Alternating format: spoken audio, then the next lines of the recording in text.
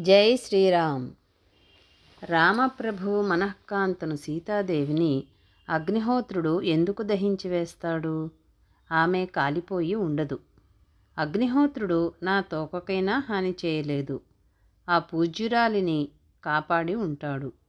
ఆ సీతాదేవియే తన తపఃప్రభావముతో, తన సత్యబలముతో, తన పాతివ్రత్య మహిమతో అగ్నిహోత్రునైనా దహించి వేస్తుంది.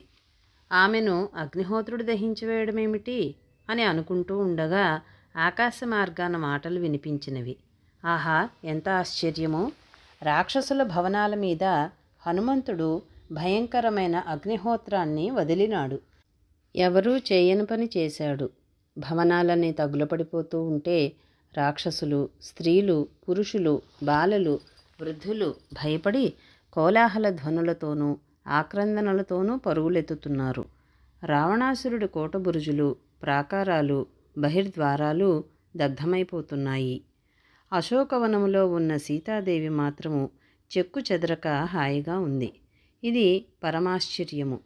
ఇది వరకెన్నడూ ఇటువంటి ఆశ్చర్యము ఈ జగత్తులో జరగలేదు అని చారుణులు చెప్పుకుంటున్న అమృతవాక్కులను హనుమంతుడు విన్నాడు, సంతోషపడ్డాడు.